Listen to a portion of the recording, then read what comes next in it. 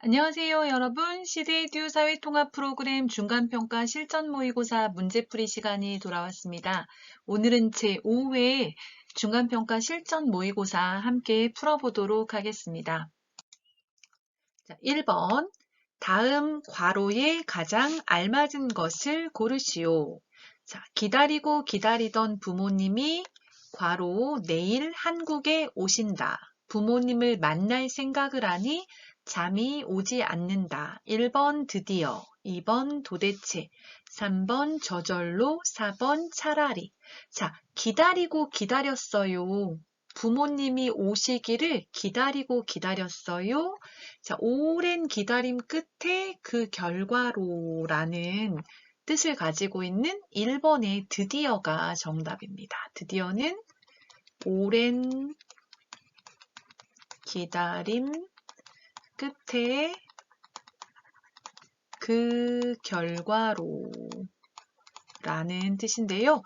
여러분이 어떤 날이 되기를 기대하면서 기다려요. 그럴 때 기다리고 기다렸는데 그 날이 됐어요. 그럴 때 드디어 뭐뭐뭐 얘기하거든요.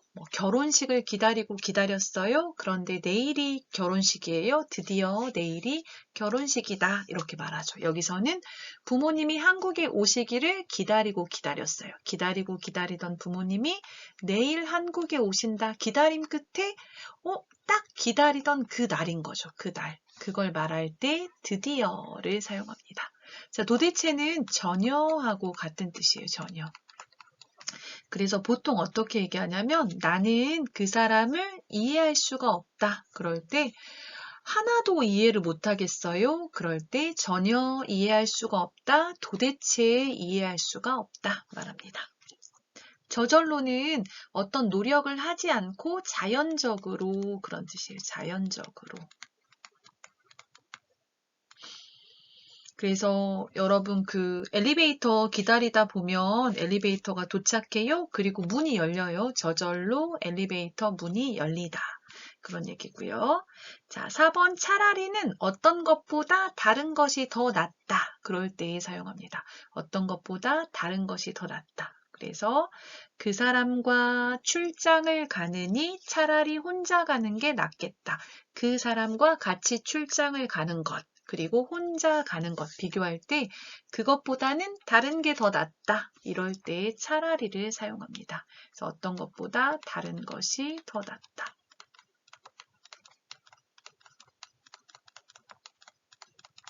자, 그래서 여기는 기다리고 기다리던 부모님이 내일 한국에 오셔요. 드디어 내일 한국에 오신다. 1번이 정답이 되겠습니다.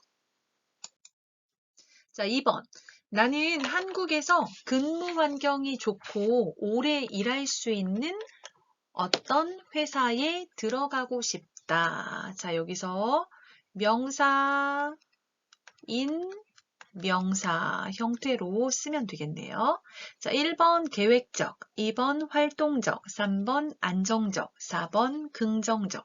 자, 여기서 보면 근무 환경이 좋고 오래 일할 수 있는 어떤 회사, 오래 일할 수 있어요.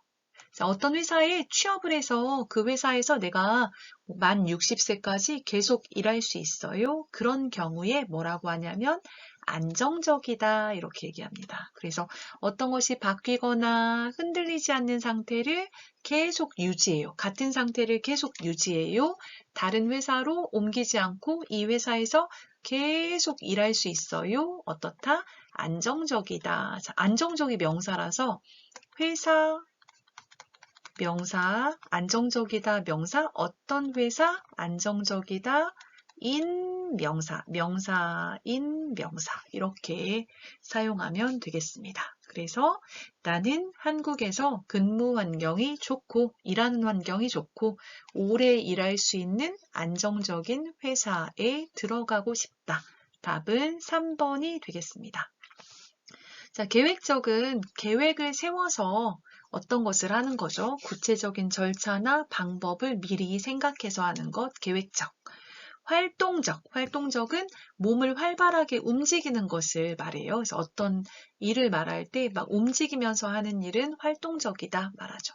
긍정적은 항상 좋게 생각해요. 옳게 생각해요. 긍정적 얘기하죠. 여기서는 3번의 안정적이 정답이 되겠습니다. 자, 3번 다문화센터에서 다문화 가정을 위해 함께 일할 자원봉사자를 괄호 1번 열립니다. 2번 알립니다. 3번 초대합니다. 4번 모집합니다. 자, 자원봉사를 할 사람을 모으다 그런 얘기죠. 자원봉사 할 사람을 모으다. 자원봉사 할 사람을 뽑다 그런 얘기죠. 모으다, 뽑다. 어떤 게 좋을까요?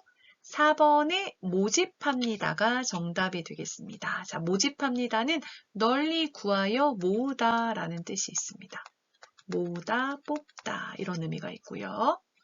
자, 열립니다는 보통 열리다가 회의나 모임이 시작되다 이런 의미이기 때문에 뭐 회의가 열립니다.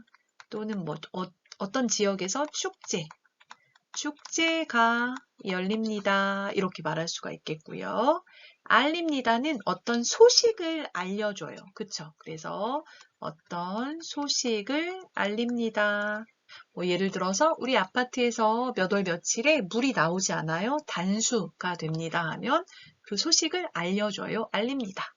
자, 초대하다는 어떤 모임에 오세요, 참석하세요 요청하는 거죠. 그래서 뭐 생일 파티에 초대합니다. 그래서 어떤 모임에 초대합니다. 이렇게 말하죠. 생일 파티에 모임에 초대합니다. 그래서 여기서 답은 함께 일할 자원봉사자를 모집합니다. 또 쓸 수 있는 게 모십니다. 뭐 이런 표현도 사용하는 것 같아요. 모십니다. 모집합니다. 답은 3번에 4번이 되겠습니다. 자, 4번 다음 중 괄호에 들어갈 알맞은 말은 저는 피로가 괄호 조용한 음악을 들으면서 산책을 하거나 매운 음식을 먹어요. 그러면 기분이 괜찮아져요. 1번 받으면, 2번 쌓이면, 3번 좋으면, 4번 풀리면. 자, 여기서는 피로가 으면 조용한 음악을 들으면서 산책을 하거나 매운 음식을 먹어요. 그러면 기분이 괜찮아져요? 기분이 괜찮아져요는 뭔가 피로가 없어져요. 피곤한 게 없어져요. 이런 얘기죠. 자, 그럼 무엇을 하면 조용한 음악을 듣고 산책해요? 매운 음식을 먹어요? 그리고 피로가 없어지게, 피로가 풀리게 만들어요? 피로가 생기다. 그런 얘기죠. 피로가 생기다. 그래서 여기서 쓸 수 있는 거는 피로가 쌓이다 2번이 되겠습니다. 자, 피로가 쌓이다. 피로하면 여러분 피곤하다 그 말이에요. 피곤하다. 피곤하다 그 얘기예요. 피로가 쌓이다. 그리고 반대말은 피로가 풀리다.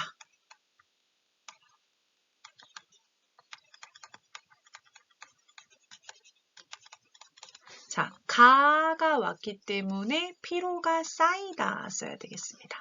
자, 피로가 쌓여요. 피로가 많이 생겨요. 그러면 어떻게 풀어요? 조용한 음악을 들으면서 산책을 하거나 매운 음식을 먹어요. 그러면 기분이 괜찮아져요.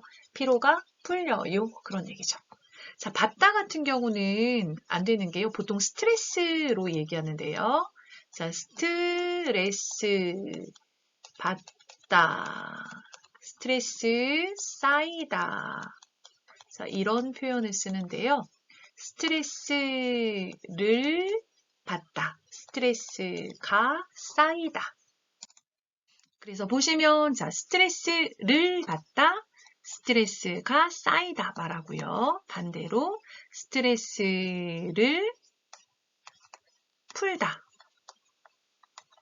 스트레스가 풀리다. 이렇게 사용합니다.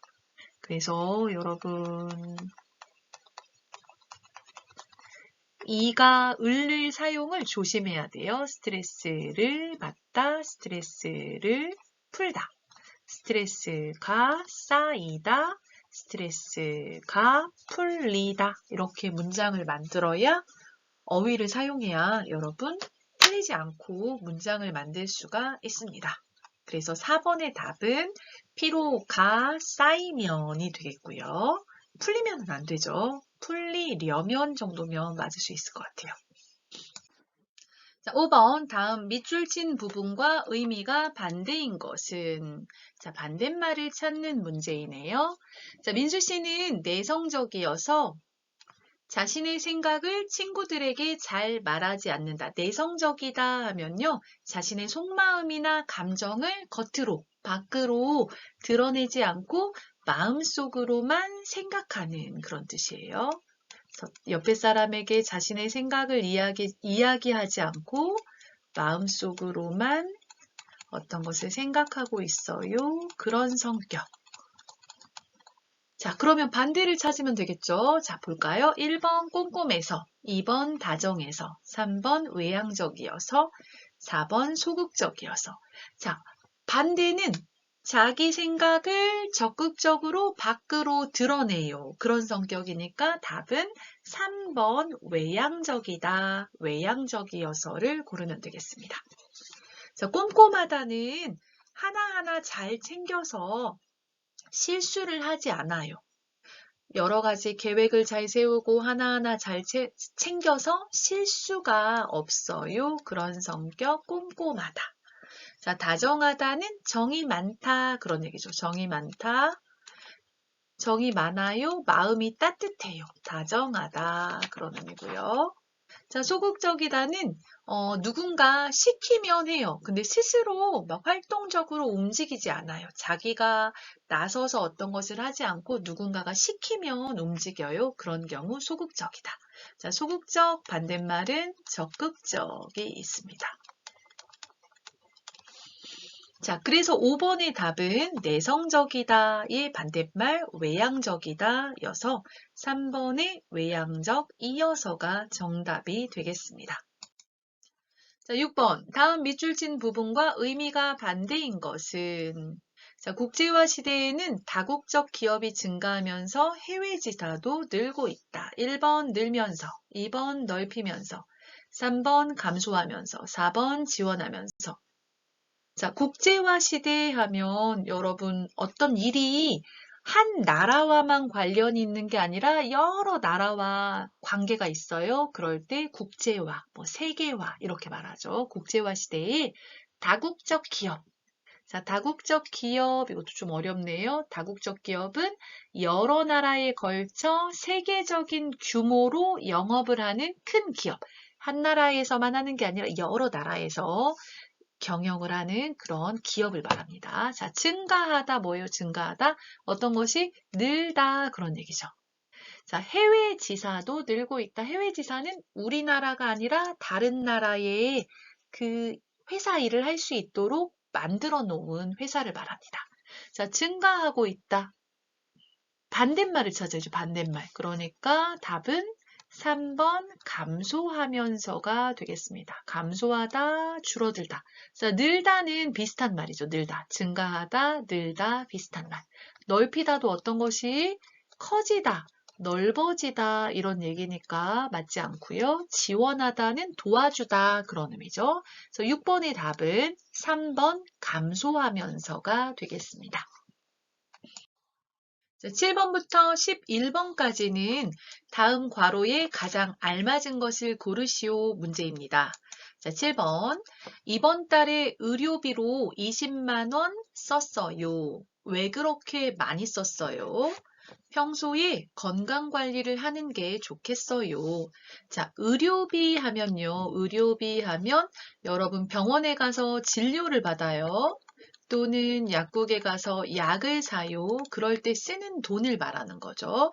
그래서 병원에 가서 진료를 받거나 약을 사는데 쓰는 비용, 돈을 의료비라고 합니다. 자, 20만 원 많아요. 많이 썼어요. 그 말이죠. 보면 나의 왜 그렇게 많이 썼어요 말했거든요. 그러니까 20만 원이 많다. 그런 의미를 가진 조사를 찾아야 되겠습니다. 자, 1번 만큼, 2번 밖에, 3번 이나, 4번 조차. 자, 20만 원을 썼어요. 20만 원이 많아요. 많다. 그런 뜻이에요. 숫자가 생각보다 많다. 그럴 때 쓰는 조사가 3번의 이나가 되겠습니다. 그래서 20만 원 이나 썼어요. 생각보다 숫자가 많을 때 사용합니다.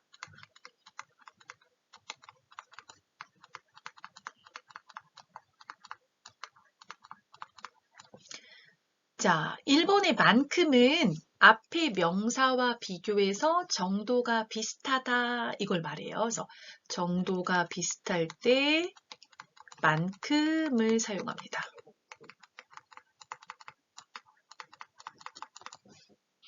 그래서 평일은 주말만큼 백화점에 사람이 많지 않다. 평일은 주말처럼, 주말하고 똑같이 사람이 많지는 않다. 그래서 만큼은 처럼으로 바꿔서 쓸 수도 있습니다. 명사처럼 써도 좋습니다. 자, 이나와 반대되는 의미로 어떤 숫자가 생각보다 적을 때 밖에를 사용합니다. 어떤 숫자가 생각보다 적을 때 밖에를 사용합니다. 그래서 뭐 10,000원만 빌려주세요 이렇게 말했는데 5,000원만 있어요. 10,000원이 없어요. 적어요. 5,000원 밖에 없어요 사용합니다. 밖에는 항상 뒤에 없어요. 뭐뭐밖에 못해요. 뭐뭐밖에 안 해요. 뭐뭐밖에 몰라요를 사용합니다. 뒤에 부정이 옵니다. 자, 조차는 명사와 결합해서 어떤 상황에 그 이상의 것이 더해지는 것을 나타낼 때 사용하는데요. 자, 예를 들면 몸이 너무 아파서 밥을 먹는 것조차 힘들다 이렇게 사용합니다. 그래서 뭐 움직이는 것도 힘들고 밥을 먹는 것도 힘들다 이럴 때 조차 사용합니다. 그래서 도나 명사 도 또는 명사까지 정도로 생각해도 될 것 같습니다. 그래서 7번의 답은 생각보다 숫자가 많아요. 비용이 커요. 이럴 때 사용하는 이나를 사용하면 되겠습니다. 자, 8번 가. 광고 전화가 자꾸 와서 귀찮아요. 나. 그럴 때 저는 운전하다. 자, 1번 운전하잖아요. 2번 운전할 만해요. 3번 운전하려고 해요. 4번 운전하는 척해요. 자, 광고 전화. 여러분 보험회사에서 전화가 와요. 그래서 물건 뭐 보험을 가입하세요. 또는 무엇을 사세요. 이렇게 말할 때 그럴 때 저는 운전하고 있어요. 거짓으로 행동을 한다는 거죠. 거짓으로 말하는 거죠. 그럴 때 는 척하다를 사용합니다. 그래서 답은 4번 운전하는 척해요가 되겠습니다. 그래서 는 척해요는 거짓으로 그럴듯하게 꾸밈을 나타내요. 그래서 거짓으로 말하거나 거짓으로 행동할 때 사용합니다. 그래서 8번의 답은 4번 운전하는 척해요가 되겠습니다. 자, 1번의 잖아요는 듣는 사람도 알고 있고 말하는 사람도 알고 있어요. 알고 있는 것을 확인해 줄 때 잖아요를 쓰고요. 알고 있었는데 잊어버렸어요. 그럴 때도 다시 알려줍니다. 상대방이 기억하지 못하는 것을 다시 알려줄 때도 잖아요를 씁니다. 자, 을만하다는 어떤 것을 할 가치가 있다. 그것을 하면 괜찮다. 그래서 뭐 제주도는 갈만해요 하면 돈을 내고 갈 가치가 있다. 그런 의미고요. 또는 아주 좋지는 않아도 이 정도면 괜찮다. 그런 의미로도 사용합니다. 먹을만해요. 먹을 수 있어요. 먹기에 괜찮아요. 그런 얘기죠. 자, 으려고 하다는 어떤 일을 할 마음이 있다. 또는 뭐 계획 같은 걸 나타내요. 그래서 운전하려고 해요. 운전을 할 마음이 있어요. 그런 생각이 있어요. 그런 얘기죠. 그래서 8번의 답은 운전을 하고 있지 않지만 운전을 하고 있는 것처럼 행동하는 거예요. 그래서 운전하는 척 해요를 사용하면 되겠습니다. 자, 9번 가. 요즘 많이 바쁜가 봐요. 얼굴 보기가 어렵네요. 밥 먹을 시간도 없다. 너무 바빠요. 한가해지면 연락할게요. 1번 없음으로, 2번 없기 위해서, 3번 없어 보여서, 4번 없을 정도로. 자, 바쁜 것 같아요. 추측하고 있어요. 바쁜가 봐요. 얼굴 보기가 어렵네요. 그랬더니 너무 바빠요. 얼마나 바빠요? 밥을 먹을 시간도 없을 만큼 바빠요. 그런 얘기죠. 얼마나에 대한 대답을 할 때는 을 정도로로 대답을 하면 됩니다. 그래서 밥을 먹을 시간이 없을 만큼 그 정도로 바쁘다기 때문에 없을 정도로 바빠요를 사용하면 되겠습니다. 그래서 이 을 정도로를 쓰면요. 동사, 형용사의 을 정도로를 쓰는데요. 앞에 동사나 형용사만큼 할 정도다. 그래서 을 정도로 사용합니다. 자, 1번의 음으로는 원인이나 이유를 나타낼 때 사용합니다. 이유를 나타낼 때 사용하는데요. 밥 먹을 시간이 없으므로 바빠요. 이건 좀 이상하고요.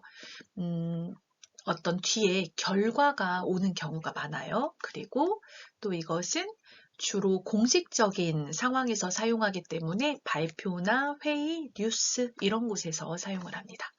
자, 기 위에서는 동사에 사용하죠. 그래서 없다 하고 같이 쓸 수가 없고요. 기 위에서를 쓰면 어떤 것의 목적 또는 의도 이런 것을 나타냅니다. 자, 없어 보여서 아보이다, 어보이다, 해보이다는 어떤 것을 보고 그것을 짐작, 추측할 때 또는 그것에 대한 어떤 느낌을 말할 때 사용해요. 그래서 짐작할 때 어떤 것을 보고 추측할 때 사용합니다. 여기서는 바빠요, 얼마나 바빠요를 말하니까 4번에 없을 정도로가 정답이 되겠습니다. 10번 희은 씨 한국 생활이 어때요? 처음에는 낯설고 힘들었는데 살다 한국이 더 좋아져서 이제 한국을 떠나고 싶지 않아요. 1번 살고, 2번 살수록, 3번 사는 한, 4번 산 다음에. 자, 시간이 지나면서 한국이 점점 더 좋아진다. 그런 의미이므로 시간이 흐르면서 어떤 것이 점점 좋아지거나 또는 점점 적어지거나 이럴 때 사용하는 문법인 을수록을 쓰면 되겠습니다. 그래서 한국에 살면 살수록 한국이 더 좋아져서 이제 한국을 떠나고 싶지 않아요 사용하면 되겠습니다. 그래서 때로는 으면, 을수록 이렇게 사용하기도 합니다. 그냥 을수록만 써도 되고요. 으면, 을수록, 살면, 살수록 이렇게 써도 좋습니다. 그래서 10번의 답은 2번이 되겠습니다. 자, 11번. 가방이 너무 예뻐요. 정말 고마워요. 명동에 갔다가 제 가방을 사다 하나 더 샀어요. 1번 사도, 2번 사더니, 3번 사면서, 4번 사느라고. 자, 고맙다고 인사하는데 그 인사에 내 가방을 살 때 같이 하나 더 샀다 그런 얘기죠. 그래서 같은 시간에 내 가방도 사고 친구 가방도 샀어요. 이럴 때 쓰는 문법은 3번의 사면서가 되겠죠. 그래서 동사의 으면서를 사용하면 같은 시간에 두 가지 행동을 할 때 사용합니다. 동시에 하는 거죠. 같은 시간에 동시에 어떤 행동을 두 가지를 하는 거예요. 그래서 음악을 들으면서 공부를 해요 하는 거죠. 그래서 11번의 답은 사면서가 되겠습니다.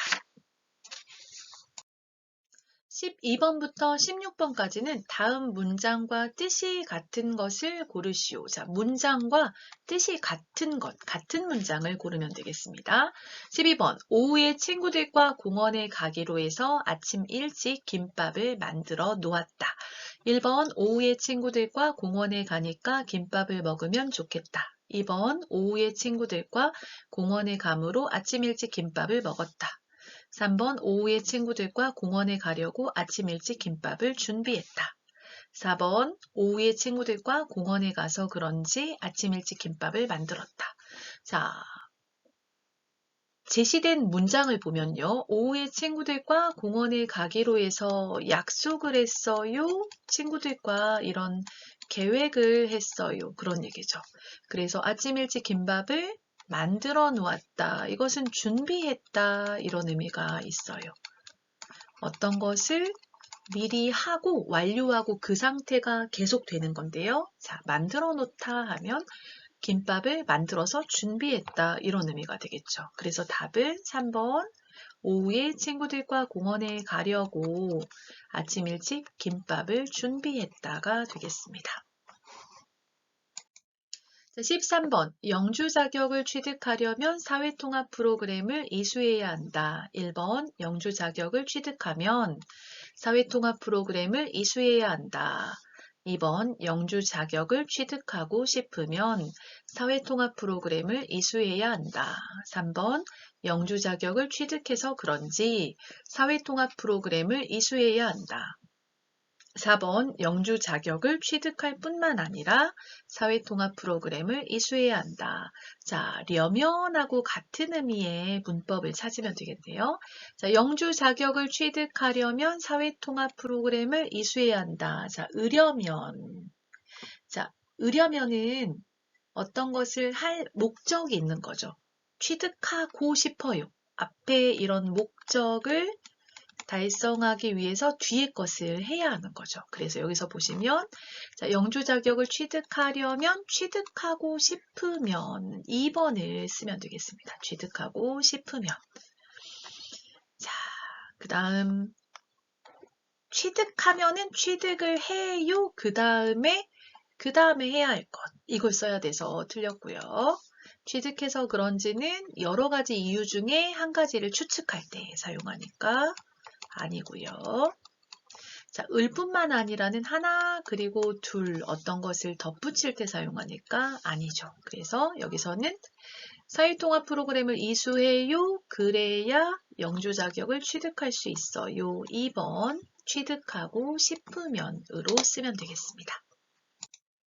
자, 14번. 어제는 날씨가 맑더니 오늘은 비가 오네요. 자, 어제는 날씨가 맑았어요. 오늘은 비가 와요. 앞에 뒤에 달라요. 대조의 뜻을 찾으면 되겠습니다. 자, 1번 어제는 날씨가 맑아서 오늘은 비가 오네요. 이유니까 아니고요. 2번 어제는 날씨가 맑았지만 오늘은 비가 오네요. 대조니까 2번이 맞겠습니다. 3번 어제는 날씨가 맑은 대신 오늘은 비가 오네요. 은 대신은 어떤 것을 교체하거나 이게 안 돼요. 대신 다른 거 또는 어떤 걸 하면 그것에 대해서 보상을 할 때 사용하거든요. 그래서 이건 아니고요. 자, 4번 어제는 날씨가 맑은 데다가 오늘은 비가 오네요. 이것도 아니죠. 은 데다가는 앞에 하나 그리고 둘 더할 때 나열할 때 사용하죠. 14번의 답은 2번 어제는 날씨가 맑았지만 오늘은 비가 오네요가 되겠습니다.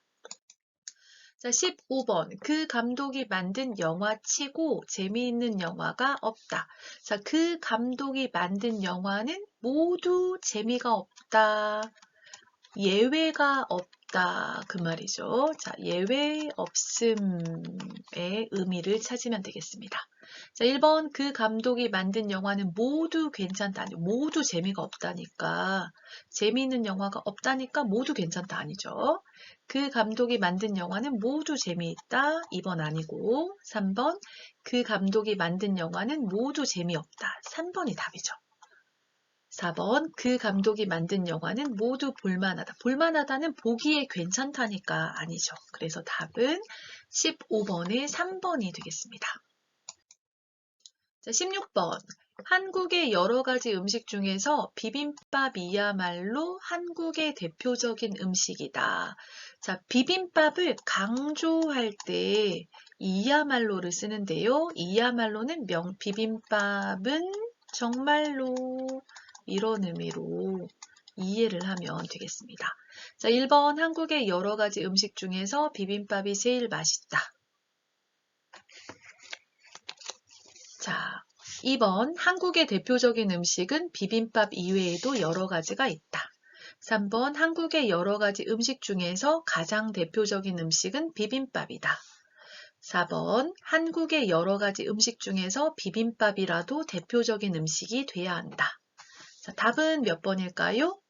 3번에 한국의 여러 가지 음식 중에서 가장 대표적인 음식은 비빔밥이다. 여기서 보면 비빔밥이야말로 한국의 대표적인 음식이다 했으니까 비빔밥은 정말로 한국을 대표하는 음식이야. 그러면 한국을 가장 대표하는 음식은 비빔밥이다. 이렇게 이해를 하면 되겠죠?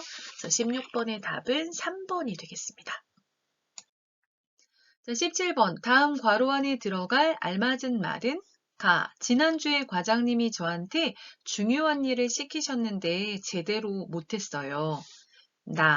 그러면 선배들에게 도와달라고 하지 그랬어요. 사람들은 제가 회사 생활에 잘 있는 줄 아는데 물어보기 창피했어요. 창피해하지 말고 동료나 선배들에게 도움을 청하는 게 제일 좋은 방법이에요. 1. 적응하고 2. 주문하고 3. 번역하고 4. 파악하고 자, 대화 중에서 괄호 부분에 알맞은 어휘를 찾으면 되겠습니다. 자, 여기서 보면 과장님이 중요한 일을 시키셨어요. 그런데 이 사람이 제대로 못했어요. 제대로 하면 제 규격이나 격식대로 이렇게 말하는데요. 제대로 하면 어떤 것을 그런 뜻입니다. 그래서 잘 못했어요. 해야 하는 방법이 있는데 해야 하는 그런 일이 있는데 그 방법대로 그것에 맞게 못했다는 거죠. 잘 못했어요. 자, 그래서 옆에 있는 사람이 그럼 선배들에게 도와달라고 하지 그랬어요? 도와주세요. 요청하는 게 어땠어요? 그렇게 했으면 좋았을 거예요. 그런 얘기죠. 자, 그랬더니 이 사람의 대답이 사람들은 제가 회사 생활에 잘 있는 줄 아는데 물어보기 창피했어요. 자, 괄호에 들어갈 것. 잘 적응하고 있다. 잘 주문하고 있다. 잘 번역하고 있다. 잘 파악하고 있다. 회사 생활에 익숙해져서 어떤 회사 생활을 잘하고 있다. 이런 의미겠죠. 그래서 답은 1번의 적응하고가 되겠습니다. 적응하다는 어떤 조건이나 환경에 잘 맞추어서 어울리다 이런 뜻이거든요. 그래서 회사 생활에 잘 맞추어서 회사 생활을 잘하고 있다 이런 의미니까 적응하다 해서 잘 적응하고 있는 줄 알아요 선배들이. 그렇게 알고 있어요. 근데 내가 잘 몰라요? 물어봐요. 그게 창피했어요. 말하는 거죠. 자, 창피해하지 말고 동료나 선배들에게 도움을 청하다. 도와주세요. 요청해요. 청하는 게 제일 좋은 방법이에요. 자, 그래서 17번의 괄호에 들어갈 말은 1번의 적응하고가 되겠습니다. 자, 주문하다는 어떤 것을 시키다 그런 의미고요. 번역하다는 여러분 한국어를 영어로 중국어를 한국어로 글로 바꿔요. 외국어 글을 또 글로 바꿔요. 이걸 번역하다 이렇게 말하죠. 중국어를 한국어로 글을 글로 바꿔요. 번역하다. 자, 파악하다는 어떤 것을 정확하게 이해해서 확실하게 알다여서 어떤 일을 이해하다, 알다의 의미로 기억하시면 되겠습니다. 그래서 17번의 답은 1번이 되겠습니다. 자, 18번. 다음 글의 기역, 니은에 각각 들어갈 내용으로 적절한 것은 자, 기역과 니은에 들어갈 내용을 찾는 것입니다. 자, 먼저 읽어볼게요. 나는 일본어를 전공하고 해외 취업을 하고 싶어서 일본에 갔다. 내가 일본에서 취직한 회사는 미국 기업인데 일본에 살고 있는 외국인의 여러 가지 기업 경험을 중요하게 생각하는 회사였다. 그래서 나는 현지인에 비해 일본어 실력은 부족했지만 이 회사에 취직할 수 있었다. 이 회사에 합격한 다음에도 회사 업무를 더 잘 위해 일본어 공부를 계속하고 있다. 자, 보겠습니다. 나는 일본어를 전공하고 해외 취업을 하고 싶어서 일본에 갔습니다. 자, 이 사람은 일본에 갔어요. 자, 내가 일본에서 취직한 회사는 미국 기업인데, 자, 일본에 있는 미국 회사에 취직을 했어요. 자, 이 회사는 어떤 회사예요? 일본에 살고 있는 외국인의 여러 가지 기업 경험을 중요하게 생각하는 회사였다. 자, 여러 가지 경험이라고 말하고 있어요. 여러 가지 경험. 그러면 여러 가지 경험하면 어떤 경험이에요? 여러 가지 말했으니까 다양하다 선택하면 되겠죠. 그래서 다양한 경험을 중요하게 생각하는 회사였다. 이렇게 선택하면 되겠고요. 자, 니은은 뭐가 들어가는지 봅시다. 그래서 나는 현지인, 현지인은 일본 사람을 말하는 거죠. 일본 사람, 일본인. 그곳에 사는 사람들, 현지인에 비해 이거는 현지인보다 그런 뜻이에요. 그래서 일본인보다 일본어 실력이 부족했지만 이 회사에 취직할 수 있었다. 자, 외국인의 여러 가지 경험, 다양한 경험을 중요하게 생각하는 회사였기 때문에 이 회사에 취직할 수가 있었어요. 자, 이 회사에 합격한 다음에도 회사 업무는 회사에서 내가 해야 하는 일을 말하죠. 회사 업무를 더 잘 니은기 위해 일본어 공부를 계속하고 있다. 자, 기 위해 하면 어떤 뒤에 일을 하는 것의 목적을 말합니다. 자, 그러면 무엇을 하기 위해서 일본어 공부를 계속하고 있어요? 회사 업무를 더 잘 수행하다, 진출하다, 뭘까요? 답은 수행하다입니다. 수행하다. 자, 수행하다는 어떤 뜻이냐면요. 해야 할 일을 적절히 해내다 그런 뜻이거든요. 그래서 내가 해야 할 일을 적절히, 알맞게, 적절히 해내다 이런 뜻입니다. 그래서 자, 회사 업무를 더 잘 수행하기 위해서 일본어 공부를 계속하고 있다. 이렇게 해서 1번이 정답이 되겠습니다.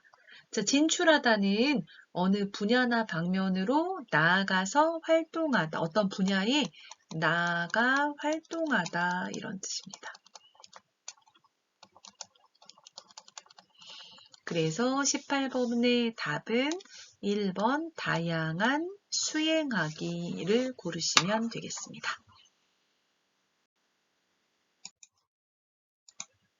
19번 이 글의 내용과 같은 것은 자, 먼저 읽어볼게요. 마음에 드는 집을 계약할 때는 집주인과 계약해야 한다. 부동산 중개업자가 대신 계약하는 경우에는 사고가 생길 수도 있어서 항상 조심해야 한다.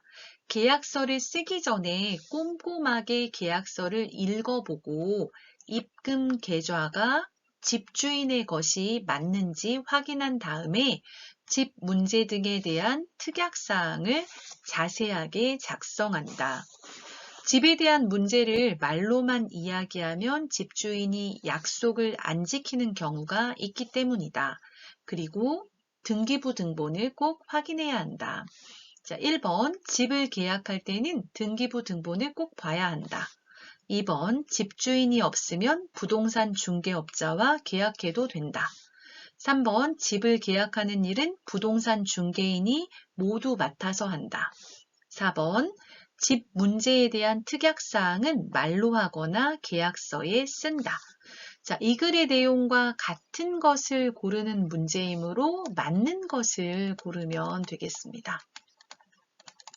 자, 지문을 먼저 볼게요. 마음에 드는 집을 계약할 때는 자, 집을 보고 마음에 들었어요. 그러면 누구하고 계약해야 돼요? 집주인과 계약해야 합니다.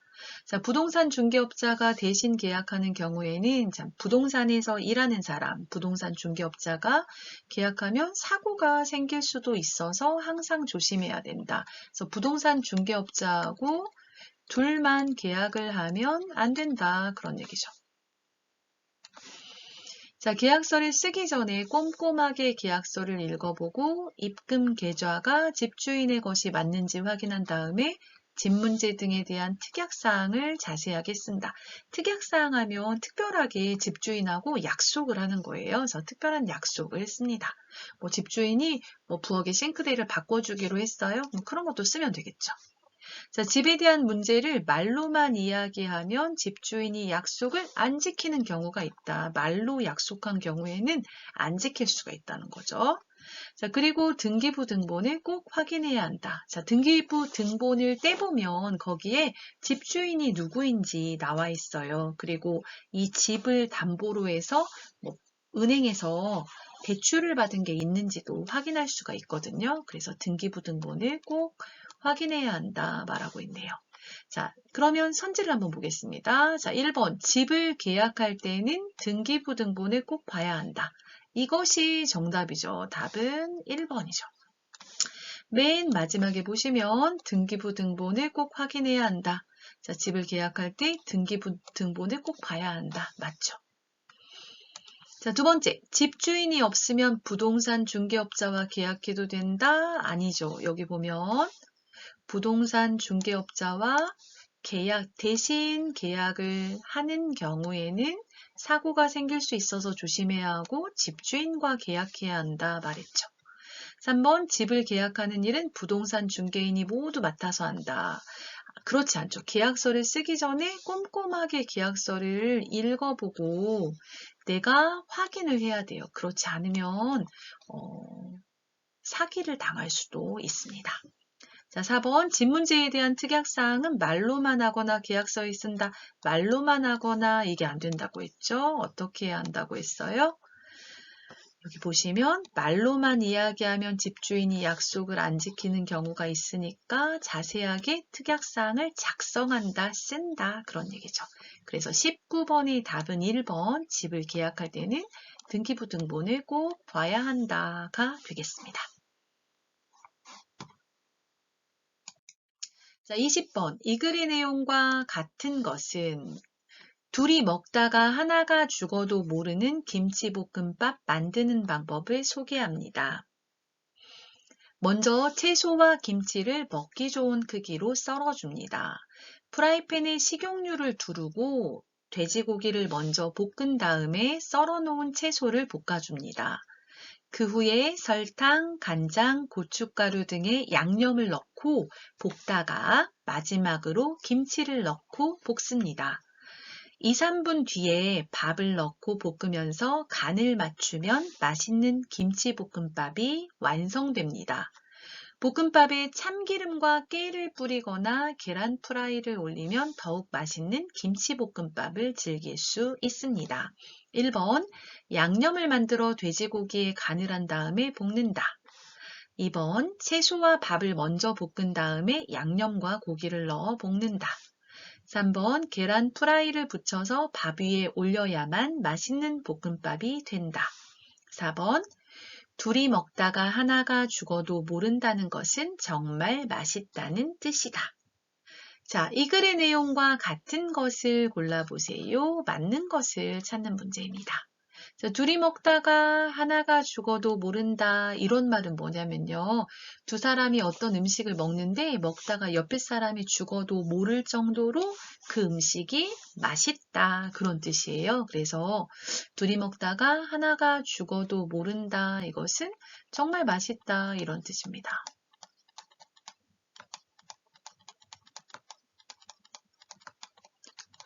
그러면 4번이 정답이 되겠네요. 둘이 먹다가 하나가 죽어도 모른다는 것은 정말 맛있다는 뜻이다. 4번이죠. 그러면 1번에서 3번은 어떻게 틀렸는지 같이 확인해 보겠습니다. 자, 이렇게 둘이 먹다가 하나가 죽어도 모르는 김치볶음밥을 만드는 방법을 소개합니다. 자, 먼저 채소와 김치를 먹기 좋은 크기로 썰어줍니다. 자, 먼저 채소, 김치를 썰어요. 두 번째, 프라이팬에 식용유를 두르고 돼지고기를 먼저 볶은 다음에 썰어놓은 채소를 볶아줍니다. 자, 돼지고기를 볶고 그 후에 채소를 볶아요. 그쵸? 자, 돼지고기를 먼저 볶고 채소를 볶아요. 그러면 채소와 밥을 먼저 볶은 다음에 양념과 고기를 넣어 볶는다는 틀렸죠. 고기를 먼저 볶고 그 다음 채소를 볶는 거죠. 자, 그 후에 설탕, 간장, 고춧가루 등의 양념을 넣고, 자, 이런 설탕, 간장, 고춧가루, 이걸 양념이라고 합니다. 소스라고 할 수도 있겠죠. 양념을 넣고 볶다가 마지막에 김치를 넣고 볶습니다. 자, 그러면 보세요. 1번, 양념을 만들어 돼지고기에 간을 한 다음에 볶는다. 틀렸죠. 돼지고기를 먼저 볶아요. 그리고 썰어 놓은 채소를 볶아요. 그 다음에 양념을 넣어요. 돼지고기, 채소, 그 다음에 양념을 넣고 볶다가 마지막에 김치를 넣는다. 이렇게 되어 있죠. 그러니까 1번은 틀렸고 양념을 먼저 넣고 볶아요? 아니죠. 자, 2, 3분 뒤에 밥을 넣고 볶으면서 간을 맞추면, 간하면 여러분 간장에서 나온 말인데요. 간을 맞추다 하면 음식이 맛있도록, 음식이 맛있기 위해서, 음식을 맛있게 만들기 위해서 소금이나 간장을 넣어서 짜지도 않고 싱겁지도 않도록 맛있게 만드는 거예요. 그걸 간을 맞추다라고 해요. 그래서 소금이나 간장을 넣어서 맛있게 양념을 해요. 그걸 간을 맞추다. 짜지도 않아요. 싱겁지도 않아요. 딱 맛있어요. 그렇게 하는 걸 간을 맞추다라고 합니다. 맛있는 김치볶음밥이 완성된다. 그래서 볶음밥에 참기름, 깨를 뿌리거나 계란 후라이를 올리면 더욱은 더라는 뜻이죠. 더 맛있는 김치볶음밥을 즐길 수 있습니다. 자, 3번 계란 프라이를 붙여서 밥 위에 올려야만 맛있는 볶음밥이 된다. 자, 이 만 때문에 틀렸어요. 계란 프라이가 없어도 맛은 있지만 계란 프라이를 올리면 더 맛있다. 이렇게 말했죠. 그래서 20번의 답은 4번이 되겠습니다. 21번 보겠습니다.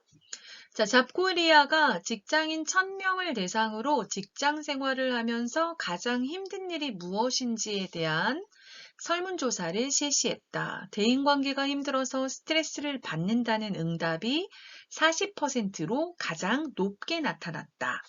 직장 상사를 어떻게 대해야 할지 모르겠다는 응답자들도 있었고, 직장 선배와의 관계가 어렵다는 응답자도 많았다. 다음으로는 야근을 하거나 주말에 일을 하는 것이 힘들다는 응답이 30%를 차지했다.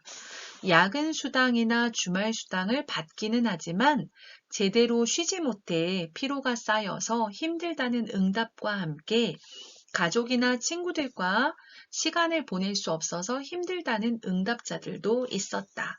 1번 위 글의 제목으로 알맞은 것은 1번 좋은 대인관계, 2번 스트레스를 푸는 방법, 3번 직장 생활의 어려움, 4번 직장 상사와 선배와의 관계. 자, 이건 첫 번째 부분을 보시면 될 것 같아요. 잡코리아가 직장인 1000명을 대상으로 직장 생활을 하면서 가장 힘든 일이 무엇입니까? 설문조사를 했어요. 그러면 직장 생활하면서 가장 힘든 일이니까 답은 몇 번이에요? 3번 직장 생활의 어려움, 힘든 일. 이거 어려움 이렇게 바꿔서 말할 수 있겠죠? 그래서 답은 3번이 되겠습니다. 자, 이번에는 내용을 한번 살펴보고요. 22번의 문제를 풀어보겠습니다. 위 글의 내용과 같은 것은 1. 직장 생활에서 가장 어려운 점은 야근을 하는 것이다. 2. 많은 직장인들은 상사와 선배와의 관계를 어려워한다. 3. 수당을 받기 위해 밤이나 주말에 일을 하는 직장인이 많다. 4. 직장인들은 친구들보다는 가족과 시간을 보내고 싶어 한다. 자, 내용을 볼까요? 잡코리아라는 기관에서 직장인, 회사에 다니는 사람들 1000명을 대상으로 자, 이런 설문조사를 할 때 누구에게 설문조사를 했어요? 그걸 대상이라고 합니다. 그래서 대상은 직장인 1000명. 자, 이런 직장인 1000명에게 질문을 했어요. 직장 생활을 하면서 가장 힘든 일이 무엇입니까?에 대해 설문조사를 실시했어요. 자, 이 중에서 40%로 가장 높게 나타났다. 응답하면 대답을 말합니다. 대답. 자, 어떤 대답이 가장 많았냐면요. 40%인데요. 대인관계가 힘들어서 스트레스를 받는다. 자, 이게 1위였죠. 대인관계가 힘들다. 1위. 인간관계가 힘들다. 이런 얘기죠. 뭐 직장 상사를 어떻게 대해야 할지 모르겠다는 응답자들도 있었고, 직장 선배와의 관계가 어렵다는 응답자도 많았다. 직장 상사는 회사에서 나보다 높은 사람. 회사에서 나보다 윗사람, 높은 사람이죠. 뭐 과장님, 부장님 이런 분들. 또 직장 선배, 뭐 같이 일하는 동료 중에 나보다 회사에 먼저 들어온 사람, 이런 관계가 어렵다. 이런 응답이었어요. 자, 그 다음 두 번째는 다음으로는 하면 이제 두 번째인 거예요. 두 번째. 야근을 하거나 주말에 일을 하는 것이 힘들다. 이런 응답이 30%를 차지했어요. 야간에 일해요. 밤에 일해요. 주말 근무. 야근이나 주말 근무가 어렵다. 자, 야근 수당이나 주말 수당을 받기는 하지만 이렇게 야근이나 주말에 근무를 하면 제대로 쉬지 못해서 피로가 쌓여서 힘들다. 피로가 쌓이다. 피곤하다. 그런 얘기죠. 피곤해요. 계속 피곤해요. 피곤한 게 점점점 많아져요. 피로가 쌓이다. 이런 응답과 함께 또 일을 하기 때문에 가족이나 친구들과 시간을 보낼 수 없어서 힘들다. 이렇게 응답자, 대답한 사람들이 있었다. 그런 얘기죠. 자, 내용과 같은 것 봅시다. 자, 직장 생활에서 가장 어려운 점은 야근을 하는 것이다. 가장 어려운 점은 1위를 말하는 거예요. 야근은 2위였죠. 1위는 뭐였어요? 대인관계가 힘들다. 이런 얘기를 했어요. 대인관계가 힘들다. 자, 그래서 보시면 자, 대인관계가 힘들어서 스트레스를 받는다는 응답이 40%로 가장 높게 나타났다. 가장 높은 점, 대인관계가 어렵다. 그 얘기죠. 그래서 1번 아니고요. 2번, 많은 직장인들은 상사와 선배와의 관계를 어려워한다. 자, 두 번째 대답에서 보면, 두 번째가 아니라, 자, 첫 번째, 대인관계가 힘들어서 이렇게 말했을 때 여기를 보시면요.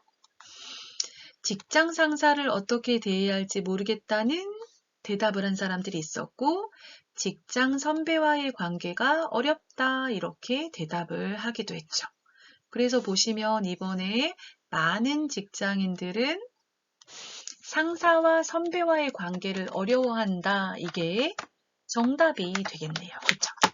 그래서 많은 직장인들은 상사와 선배의 관계를 어려워한다.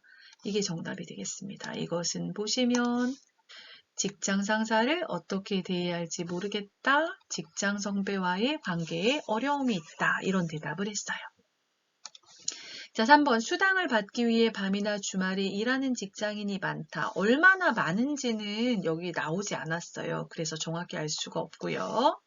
직장인들은 친구들보다는 가족과 시간을 보내고 싶어 한다. 그렇게 나온 게 아니라 가족이나 친구들과 시간을 보낼 수 없어서 가족들과 더 많이 보내고 싶다. 이런 내용은 나오지 않았죠. 그래서 요 보다는 이게 틀렸습니다. 그래서 22번의 답은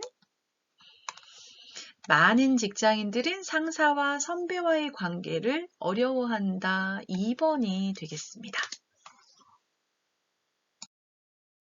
23번 출산 장려 정책이 아닌 것은 1번 출산 휴가, 2번 다자녀 혜택, 3번 양육수당 지원, 4번 근로 시간 연장. 자, 출산 장려 정책은 한국이 이제 저출산 국가가 되었어요. 그래서 아이를 더 출산할 수 있도록 국가에서 출산을 하도록 장려하는 정책을 말합니다.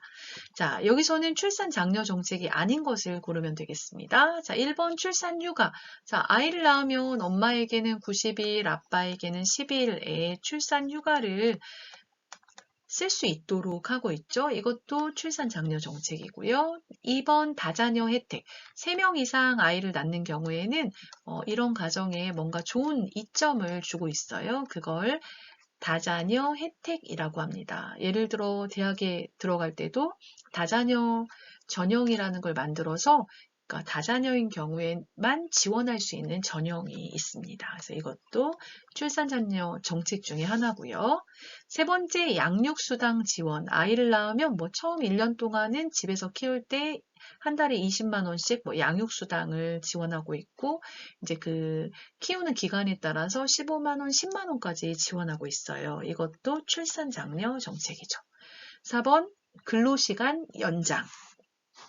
자, 근로시간을 연장한다는 건 뭐냐면 원래 일하는 시간보다 더 일하도록 만드는 것이니까 이것은 출산장려 정책이 아니죠. 그래서 답은 출산장려 정책이 아닌 것은 4번 근로시간 연장이 되겠습니다.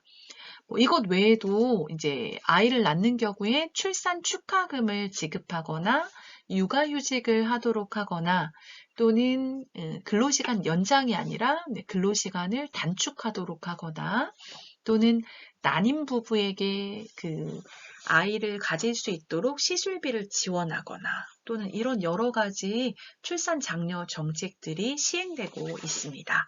23번의 답은 4번 근로시간 연장이 옳지 않은 답이 되겠습니다. 자, 24번 다음 중 온돌에 대한 설명으로 틀린 것은 1번 온돌은 아궁이, 구들, 굴뚝으로 구성되어 있다. 2번 온돌은 추운 겨울을 따뜻하게 보내기 위해 만들었다. 3번 한국은 지금도 아궁이에 불을 떼는 방식으로 난방을 한다. 4번 온돌은 한국의 전통적인 난방 방식으로 난방과 요리를 함께 한다. 자, 다음 중 온돌에 대한 설명으로 틀린 것을 찾으면 되겠습니다. 1번 온돌은 아궁이, 구들, 굴뚝으로 구성되어 있다. 여러분 한국의 옛날 전통집을 보시면 부엌이 있어요. 부엌이 있고 방이 있어요. 그러면 이 부엌에서 불을 떼도록 해요. 여기서 불을 떼거든요. 그럼 이쪽에다가 솥을 걸어 놓고 부엌에서 불을 떼요. 그러면 이게 여기가 방 바닥이에요. 방 바닥이고 방바닥 아래쪽으로 이 뜨거운 공기가 지나가도록 되어 있어요. 그리고 마지막에 굴뚝으로 해서 연기가 빠져나가도록 되어 있죠. 그래서 이 뜨거운 불 기운이 지나가면서 방바닥이 뜨거워지게 되어 있습니다. 자, 여기서 부엌에서 불을 떼고 요리를 할 수 있는 이 부분을 아궁이라고 합니다. 아궁이라고 하고요. 그 다음 이 방바닥 아래의 이 부분을 구둘이라고 하고요. 마지막으로 연기가 빠져나가는 부분을 굴뚝이라고 하죠. 그래서 아궁이와 구둘, 굴뚝으로 구성되어 있다. 맞습니다. 자, 2번. 온돌은 추운 겨울을 따뜻하게 보내기 위해 만들었다. 맞죠? 3번 한국은 지금도 아궁이에 불을 떼는 방식으로 난방을 한다. 3번이 틀렸죠. 한국 사람들은 이 온도를 이렇게 보일러라는 걸로 바꿔서 이제는 보일러에서 물을 뜨겁게 데워서 그 뜨거운 물이 방바닥을 지나가면서 방을 따뜻하게 해주는 그런 난방 방식을 이용하고 있죠. 그래서 3번이 틀린 답이 되겠습니다.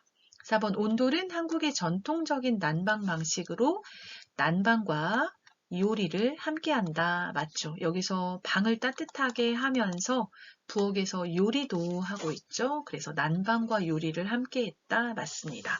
그래서 24번에 틀린 것은 3번이 되겠습니다.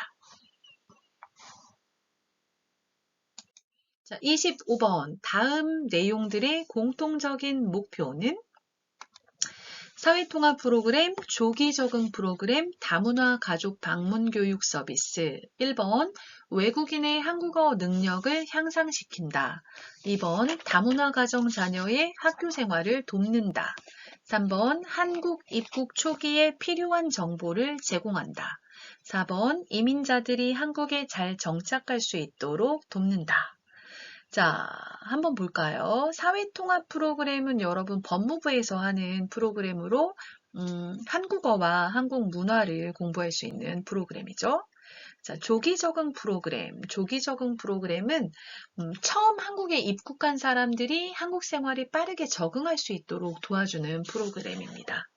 그리고 다문화 가족 방문 서비스는 이제 집합 교육, 교실에 모여서 공부하기 어려운 다문화 가족을 위해서 교사가 직접 그 사람의 집에 가서 한국어를 가르쳐 주기도 하고 그 다문화 가정의 자녀들에게 학교 생활이나 사회 적응에 필요한 그런 여러 가지를 가르쳐 주는 서비스를 말하죠. 자, 그럼 하나씩 한번 살펴봅시다. 1번, 외국인의 한국어 능력을 향상시킨다.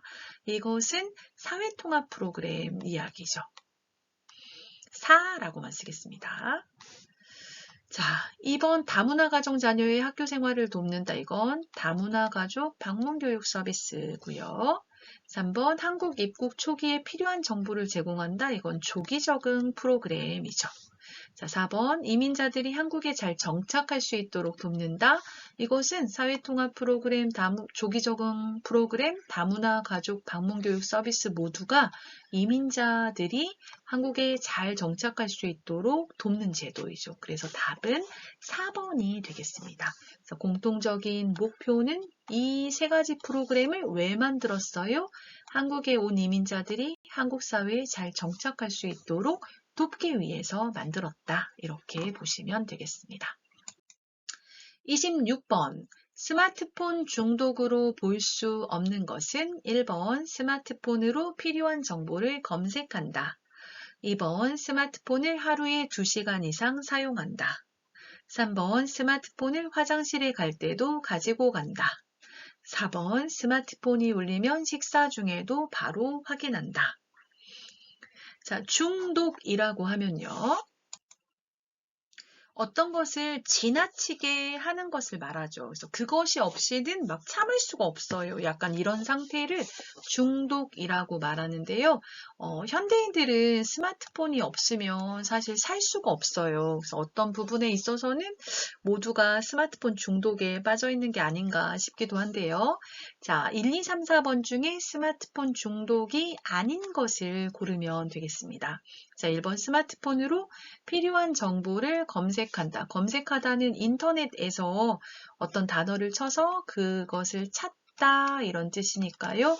1번이 보면 나쁜 의미가 아니잖아요. 스마트폰으로 필요한 게 있으면 그걸 찾아본다. 이거는 중독이 아니죠. 그래서 26번의 답은 1번이 되겠습니다.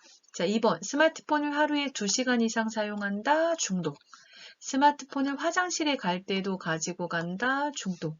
스마트폰이 울리면 식사 중에도 식사를 하다가도 바로 확인한다. 이것도 중독. 이 세 가지는 중독 증상으로 볼 수가 있겠습니다.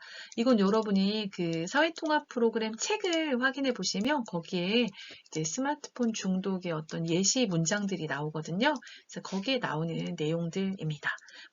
이 밖에도 스마트폰이 없을 때 불안함을 느낀다. 스마트폰을 제일 친한 친구로 생각한다.